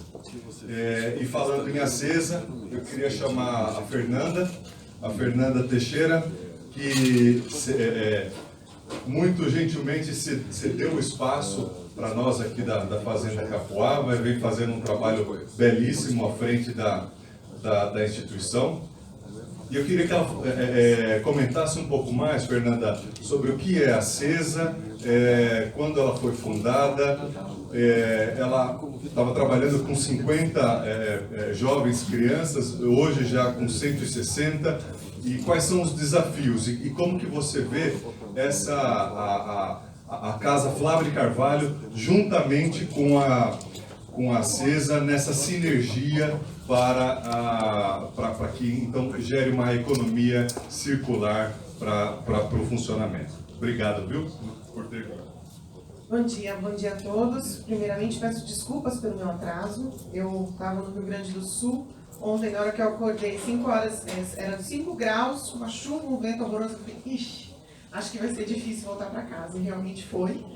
Eu perdi 2 voos e tive que remarcar, viajei a noite inteira para estar aqui. Mas para mim é um prazer e uma honra receber todos vocês aqui. Eu fazer questão de estar aqui hoje com vocês. Antes de ser presidente da Acesa, eu sou irmã do João. O João é um menino, é meu bebê, é um autista super complexo, que a vida inteira teve a melhor condição de tratamento que a gente pôde dar, que a minha família sempre investiu, e que é louco por esse lugar. Ele ama essa Acesa com uma paixão, e ele foi um dos primórdios, um dos primeiros que veio fazer ecoterapia aqui há mais de 30 anos atrás. E eu só sou presidente da Acesa por conta disso, por conta dele. Além de ser presidente da CESA, eu também sou head de comunicação de uma grande empresa automobilística e atuo toda a América do Sul, por isso que eu tenho essa vida maluca. Mas o melhor trabalho que eu faço é o trabalho aqui na CESA. Eu, na verdade, não conhecia a CESA, não conhecia a Tchelô, não conhecia a história. Assim, eu vinha de vez em quando em algumas festas, vi esse casarão, não tinha o menor interesse por tudo isso, eu tinha interesse no meu irmão, sabia que ele gostava daqui. Até que em 2015, a CESA recebeu uma notificação que ela ia ser fechada, porque ela atendia 92 crianças e essas, pelo Diário Oficial, a Prefeitura informou que o recurso iria acabar. E aí eu comecei a me envolver com a CESA. Eu conheci as famílias, conheci as outras famílias aqui, conheci o Denis, conheci outras famílias, conheci a necessidade, conheci o espaço, A CESA está lá, não aqui, ela começou aqui, começou com atendimento, conheci a história da CESA e conheci a importância que a CESA tem para essas crianças. E aí eu nunca mais deixei de me dedicar para que tudo isso acontecesse. Então a CESA iniciou sua atividade antes mesmo de ser formalizada pela tia Elô, que é a filha da dona Lúcia, que era dona e responsável por essa fazenda. Ela era uma psicóloga formada em ecoterapia e começou a atender as crianças de baixa condição social e com deficiência aqui nas pistas da entidade. E daí ela entendeu que existia uma necessidade muito maior. E ela começou a abrir o casarão, ela contratava com recurso próprio fisioterapeutas, psicólogos para dar essa assistência, até que ela entendeu que ela precisava formalizar a entidade. Então, oficialmente, a CESA tem 20 anos. Oficialmente. Ela tem uma história muito anterior a isso e um desejo muito grande da família de realmente atender a comunidade do entorno. Então, aí a própria família viu que o casarão não tinha condições e começou a construir uma outra estrutura, do qual eu convido todos para conhecer, uma estrutura de 1000 metros, totalmente adaptada, e que ela é construída por projetos, Então a gente vai conseguindo recurso e vai ampliando, mas nós temos uma piscina incrível, aquecida, nós temos toda uma sala de integração sensorial, toda preparada para atender as crianças. Ao longo desde quando eu assumi a CESA, a gente recomeçou a CESA com 7 pessoas, porque a gente tinha alguns profissionais que estavam recebendo seguro-desemprego na época, e a gente reabriu a CESA porque tinham muitas crianças sem atendimento naquele momento, e a gente precisava dar conta. Mas a gente sempre se preocupou muito com o cuidado com o atendimento. Quando você trabalha com pessoa com deficiência, você tem uma responsabilidade que ela vai além do querer ajudar, do querer fazer a terapia, E aí a gente sempre preza, a gente tem um cálculo aqui de 2,5 profissional por criança, porque a gente não pode ter muita gente efetivamente, vamos aumentar o volume de atendimento, porque realmente é uma responsabilidade muito grande. O João que cansou. Vem, só deixa ele, ele tá na casa dele. Ele quer falar também, tá vendo? Ele é assim. Então a gente veio lutando nesses últimos anos para restabelecer a entidade, e aí hoje a gente tem aqui o Denis, o Cid da diretoria, eu sei que o doutor Odonel e o Valdir estão lá cuidando da parte financeira, o Rodrigo aqui também da diretoria, e a gente vem lutando para reconstruir a entidade, buscando recursos além dos recursos municipais. Na verdade, a gente conseguiu estabelecer relação mais efetiva com a prefeitura mais recentemente, mas a gente veio buscando muito projetos, Então foi uma nova abordagem que a gente fez e a gente vem construindo. Muito prazer em conhecê-lo, não conheci o senhor, quero muito conversar com o senhor. Toda vez que vem uma excursão da USP, eu venho aqui porque agora eu preciso aprender sobre essa casa, Eu aprendo um monte, tem muita história interessante na casa. A gente recebe gente do mundo inteiro durante o ano todo. E aí eu queria contar para o senhor que a gente está finalizando o contrato, que a CESA vai assumir o que o senhor pediu para a tia Lúcia há muito tempo atrás, que é a responsabilidade de administrar esse casarão.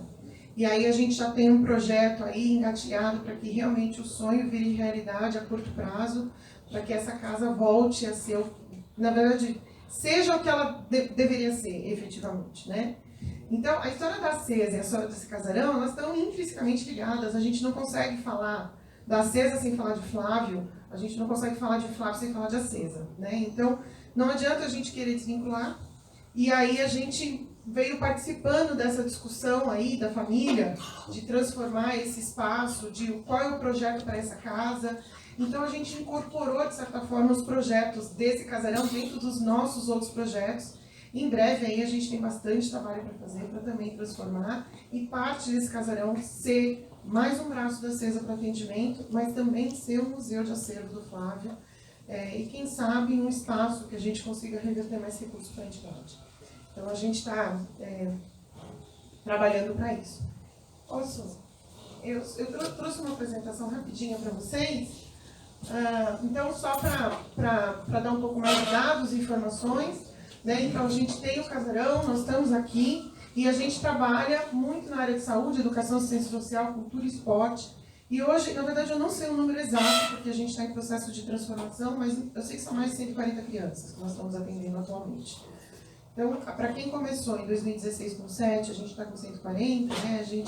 Eu fico muito feliz e eu quero mais, né? Eu não quero mais crianças, na verdade eu até tenho uma lista de espera enorme, eu quero mais qualidade de atendimento, porque a gente tem que dar toda a condição, a melhor condição de vida que essas crianças poderiam ter, né? E esse é o nosso objetivo aqui da entidade. Então a gente não fica aqui, a gente fica lá embaixo, tem muita gente que vem aqui, vem na Acesa, vem aqui. Não, nós não ficamos aqui, a gente há muito tempo não fica aqui, nós temos um espaço pronto, né, para isso. Mas a gente não pode falar da Acesa sem falar do casarão, né? E eu acho que, eu não sei vocês, mas toda vez que eu venho pra cá eu sinto uma energia tão boa. Eu acho que, sei lá, tem uma coisa da luz, das árvores, uma coisa da arte que inspira a gente aqui. Mesmo essa coisa, essas cores estranhas, essa goteira no chão, eu acho tão bucólico, assim, eu acho muito, muito bonito. Eu me encanto, né? E a gente usa esse espaço como espaço terapêutico. Então, para as crianças estarem aqui já é um privilégio, né? É um privilégio realmente terapêutico de estar fazendo a parte de integralização sensorial. Nós temos ali embaixo uma pista de ecoterapia. E todo mundo pergunta, vocês ainda fazem ecoterapia? Não, a gente não faz. Né? Desde o momento que eu assumi a Acesa, essa foi uma decisão minha, porque são, para uma criança, 4 custos, né? 4 profissionais. É muito caro. E aí eu prefiro fazer 4 atendimentos para as crianças de mais qualidade. E eu estou buscando outros recursos. Então a gente tem projetos aí no Ministério da Saúde, projetos em algumas empresas rodando, para que a gente realmente consiga recursos, porque a gente sabe da importância da ecoterapia, né? Terapeuticamente é extremamente rico para a criança, mas nesse momento, por questão de priorização, a gente não realiza mais ecoterapia. Mas nós temos um espacinho ali. Na hora que precisar, a gente faz. João, senta um pouquinho. Acho que ele cansou de sentar. Aqui é a nossa sala de integração sensorial, que eu comentei com vocês. Então, a Acesa, no processo natural, né, quando a gente reabriu a Acesa, nós entendemos que os profissionais que ficaram e falaram, olha, a gente está trabalhando porque nós estamos recebendo o seguro-desemprego, todos eles tinham especialização em autismo. Ou eram doutores, ou mestres, ou especializados. Então, a gente priorizou esse atendimento e a gente começou com um trabalho dedicado. E a gente entende que quanto mais especializado, mais dedicado, melhor é. E a gente vem buscando recursos, não só para dar um atendimento para as crianças, mas também construir uma estrutura melhor. Então, a gente acabou de fazer uma reforma nessa sala, com parede de escalada, essas bolinhas todas tal, com várias questões aqui terapêuticas, para dar um melhor atendimento na parte de fisioterapia para as crianças com autismo, né? Então, para trabalhar com várias outras questões que essas crianças precisam. Então, aqui, né, a gente hoje tem um grupo de 11 surdos ou deficiências auditivas. Nós temos um grupo de 10 pessoas com múltiplas deficiências, então, ou é deficiência intelectual, ou um tipo de deficiência mais grave, que são, na verdade, grupos que vieram da antiga Acesa. E aí os novos convênios que a gente acabou de estabelecer com a Prefeitura, eles são convênios dedicados a crianças, primeira fase, autistas. Então a gente tem bebê, né, que a gente atende e faz o contraturno escolar, dando suporte para essas crianças no desenvolvimento pedagógico e também no desenvolvimento mesmo das suas potencialidades, né? Aqui é a nossa piscina, aula de yoga que a gente realiza na entidade, né? A piscina aquecida. Mas para quem não tiver condições de ir lá conhecer, eu trouxe um pouquinho de fotos aqui. Quando eu assumi a CESA, a minha principal preocupação é como é que é o histórico dessa entidade, né? É o meu CPF que está em jogo. E tem uma coisa que a CESA tem e continua tendo, que é a parte de certificações. Então, quem trabalha, né, com o poder público sabe que não é fácil para ter esse nível de certificação, né? São poucas as entidades aqui da região que tem o SEBAS, e a CESA tem o SEBAS há muito tempo, então a CESA sempre trabalhou com um nível de transparência muito grande, e eu sei que isso já foi questionado na sociedade, e para quem tiver questões, a gente está super aberto para responder, né? Então, no momento que eu assumi, existia um questionamento sobre isso, eu fui atrás para entender, e vi que a entidade sempre foi extremamente lesa, sempre teve um objetivo muito claro de simplesmente atender as pessoas que realmente precisam, né? E a gente continua dessa forma.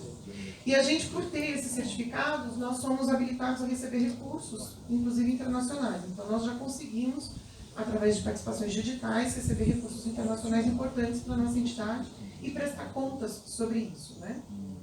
Aí, até o ano passado, nós tínhamos 58 crianças que nós atendíamos, e é importante para vocês saberem, né, que a gente tem um termo de colaboração, né, agora isso mudou um pouco, um termo de colaboração com o município, que era 20% das nossas rendas, 10% nota fiscal paulista, e aí é um assunto super importante para a gente, 20% em contribuições, a nossa festa junina é o maior índice de contribuição que a gente tem, mas 50% do nosso recurso era em projetos de lei de incentivo. Então a gente descobriu que esse caminho poderia ser um caminho viável para a entidade e a gente veio desenvolvendo a entidade para isso, né?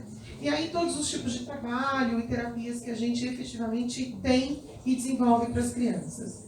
E aí a gente tem uma longa história de projetos, e quem trabalha com projeto sabe que fazer o projeto é fácil, o duro é implementar e prestar conta, né? Então, a gente prestar conta para uma Unesco não é fácil, e a gente tem feito isso de uma forma extremamente profissional, e a gente nunca teve questionamento, a gente nunca teve problema com nenhuma secretaria, com nenhum órgão público do qual a gente trabalha.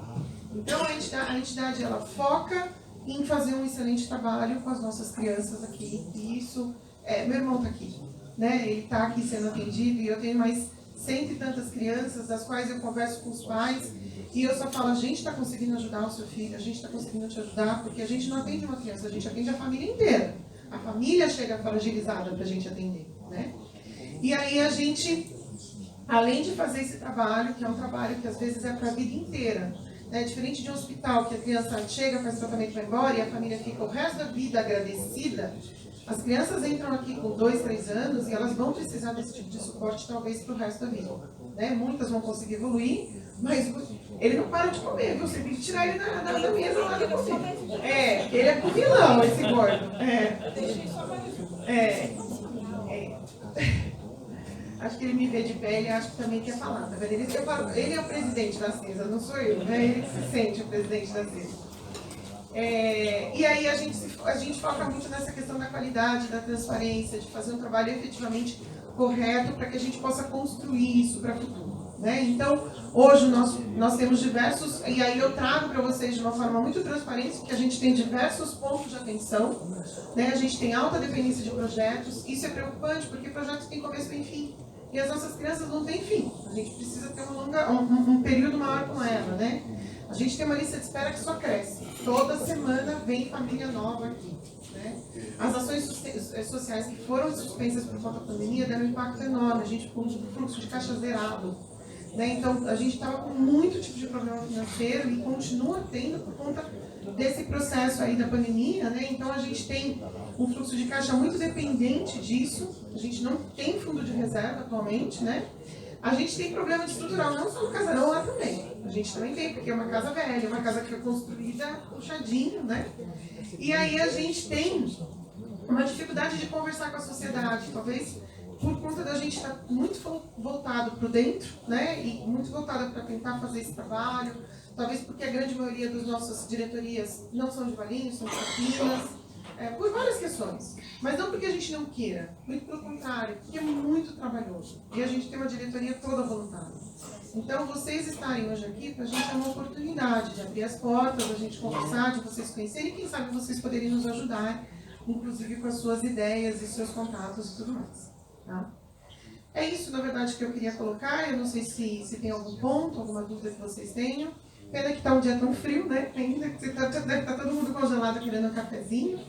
Mas espero que vocês tenham entendido um pouco o espírito desse espaço, né? Acho que é um espaço que a gente tem aí uma responsabilidade pessoal de desenvolvimento, um desejo enorme de fazer essa reconstrução. Eu falei, ainda nessa vida eu vou ver essa casa num outro estado, né? Porque a gente realmente usa e depende, a gente acredita e gosta demais de ter esse presente, porque nós temos esse presente aqui nessa casa, mas o nosso foco realmente é lá. São aquelas crianças que a gente está atendendo e está atendendo sempre buscando o melhor para aquelas crianças de família de baixíssima renda, que às vezes chega aqui que não sabe nem o que é a deficiência do filho e não sabe escrever e não sabe nem o que existe Bolsa Família, e às vezes a nossa assistente social tem que ajudar a fazer esse tipo de trabalho para suportar essas famílias que tanto precisam. Então, Valinhos, apesar de ser uma cidade muito rica, tem muito recurso, né, muitos condomínios chiques, elegantes, existe uma sociedade que precisa muito de apoio, e a gente tem uma situação ainda mais delicada, que é pessoas com deficiência que vão precisar ainda de mais apoio da sociedade no todo. Então, a gente está aqui efetivamente para tentar fazer esse apoio à sociedade. Muito obrigada a todos. Rafael, por favor. Obrigado, Fernanda. Pessoal, eu fico muito feliz, né, desse nosso encontro, porque você vê que interessante, Fernanda. Eu estava conversando agora de pouco com o Eduardo Walker, é um empresário aqui da cidade de Valinhos. Ele tem uma fazenda que certamente vai sediar aí campeonatos de golfe nacional e internacionalmente aqui na nossa cidade. Então, nós temos um potencial gigantesco, né, de valorização, e também nos abriu as portas para a Secretaria de Cultura do Estado de São Paulo.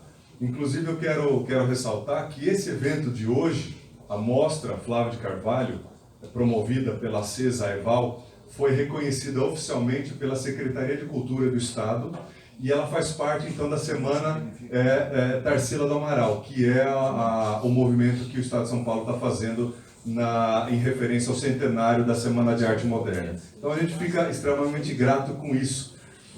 Essa porta que o Eduardo Walker nos abre junto à Secretaria de Cultura, ela possibilita que o ciclo seja fechado dentro da Secretaria de Cultura do Estado, e também nós conseguimos abrir uma porta junto com o IFAM, o Instituto do Patrimônio Histórico Nacional. Esteve aqui um dia, inclusive, que o Fernando Forgerini estava participando aqui na organização. Eu quero, inclusive, agradecer muito ao Fernando. É um cara que eu tenho grande admiração pelo amor com que ele trata a nossa associação. E ele conheceu uma historiadora pós-doutorada que trabalha no Instituto do Patrimônio Histórico Nacional. E ela ficou encantada com a casa e, claro, com os desafios que necessitam de reestruturação. Então, ela se disponibilizou a abrir um canal para nós diretamente no IFAM, para que a gente possa, então, enfim, submeter os projetos e angariar fundos para a reforma da casa. E a partir daí, submeter, então, o projeto. Estava conversando com o pessoal do Private, do Bradesco, que eventualmente um projeto desse, submetido ao banco, pode ser facilmente destinado para a recuperação. Então, esse é o motivo do network. Encontro de pessoas em que cada um consegue agregar da melhor forma, dentro das suas responsabilidades, das suas competências, e a gente tem onde 1 mais 1 não são 2, mas sim 3, 4 e 5. Essa é a ideia da nossa sinergia. Pessoal, então, mais uma vez eu quero agradecer a atenção de todos vocês, a disponibilidade de vir nessa manhã fria, chuvosa. Agradeço a Fernanda da Acesa pelo espaço, pela parceria. Agradeço o Cid pelo evento de marketing. Agradeço o pessoal do Bradesco Private também pela apresentação. Agradeço a presença do prefeito Rocco, representando a prefeita Lucimara, do vereador André Amaral, do vereador japonês, do presidente Franklin, dos secretários também presentes de Cultura, Desenvolvimento Econômico, Social, da Eliana da FEAV, enfim, todo mundo que de alguma forma contribuiu para o evento, do Guilherme Pontes, fotógrafo, Ulisses, enfim, os associados da EVAL, agradeço demais. Pessoal, então, um bom dia. Agora eu convido todos a conhecerem a casa. Esse é o salão principal da casa e está aberto também uma das asas, a asa direita. A gente pode entrar por aqui e conhecer a asa direita, onde o professor Tite mostrou que, enfim, era um dos locais favoritos do Flávio de Carvalho. E depois a gente pode ir lá para a piscina, ver como que eram as festas aqui do casarão, tá certo? E enquanto isso também pode apreciar o nosso café da manhã. Obrigado, pessoal.